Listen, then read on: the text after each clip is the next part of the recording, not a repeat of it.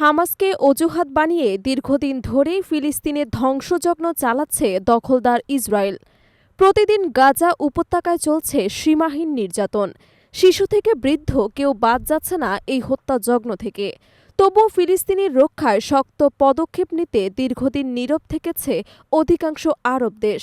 কিন্তু ইসরায়েল এবার সরাসরি জর্ডান, মিশর এবং সিরিয়াকে হুমকি দেয়ায় অবশেষে ঘুম ভাঙল প্রতিবেশী মুসলিম রাষ্ট্রগুলোর। সম্প্রতি টাইমস অব ইসরায়েলের এক প্রতিবেদনে উঠে এসেছে দখলদার প্রধানমন্ত্রী বেনজিয়ামিন নেতানিয়াহুর নতুন পরিকল্পনার খবর। মন্ত্রিসভার এক বৈঠকে তিনি শুধু গাজা বা অধিকৃত পশ্চিম তীর নয়, বরং জর্ডান, সিরিয়া এবং মিশরের কিছু অঞ্চল অন্তর্ভুক্ত করে একটি বৃহৎ ইসরায়েল গড়ে তোলার প্রস্তাব দেন। এই পরিকল্পনায় গোটা মধ্যপ্রাচ্যকে নিয়ন্ত্রণে আনার নীল নকশা প্রকাশ পায়। নেতানিয়াহু নিজেই প্রকাশ্যে স্বীকার করেছেন, এটি কেবল রাজনৈতিক নয়, বরং ঐতিহাসিক এবং আধ্যাত্মিক। ইসরায়েলি প্রধানমন্ত্রীর এই বক্তব্য ফাঁস হতেই ক্ষোভে ফেটে পড়ে জর্ডান।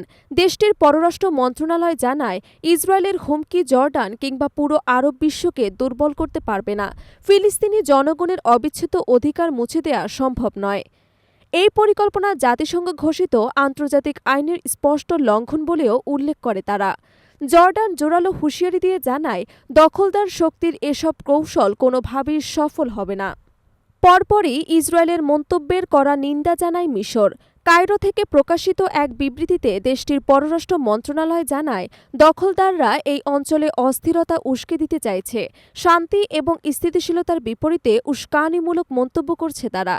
মিশর স্পষ্ট জানিয়ে দেয়, ইসরায়েলি প্রধানমন্ত্রীর এই অবস্থান আঞ্চলিক এবং আন্তর্জাতিক শান্তি প্রচেষ্টার পরিপন্থী। এদিকে সিরিয়াও ইসরায়েলের পরিকল্পনার বিরোধিতা করে তীব্র নিন্দা জানিয়েছে।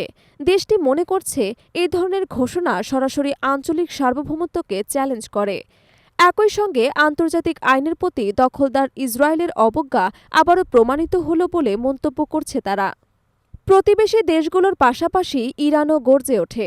আয়াতুল্লাহ খামেনির নেতৃত্বে ইসলামী প্রজাতন্ত্র বারবার ফিলিস্তিনি ইস্যুতে সোচ্চার হয়েছে। এবারও ব্যতিক্রম হল না। ইরানের প্রতিরক্ষা মন্ত্রী ইসরায়েল বাঘেরি জানিয়েছে, নেতানিয়াহুর গ্রেটার ইসরায়েল পরিকল্পনা একটি অনর্থক ঘোষণাপত্র মাত্র। এই মন্তব্য আসলে জর্ডান, মিশর, লেবানন এবং সিরিয়ার মতো স্বাধীন রাষ্ট্রের উপর ইসরায়েলি দখলদারিত্ব বিস্তারের চেষ্টাকে আরও স্পষ্ট করে।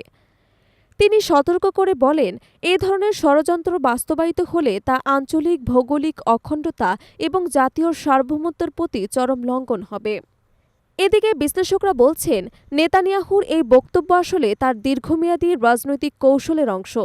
অভ্যন্তরীণভাবে ইসরায়েলি জনগণকে উস্কে দেওয়া এবং আঞ্চলিকভাবে নতুন সংঘাতের অজুহাত তৈরি করা তার লক্ষ্য।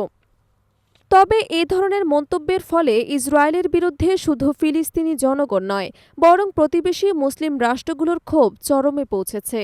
জাতিসংঘের বিশ্লেষকরাও সতর্ক করেছেন, ইসরায়েলের এই পরিকল্পনা কার্যকর হলে পুরো মধ্যপ্রাচ্যে নতুন সংঘাতের ঝুঁকি তৈরি হবে।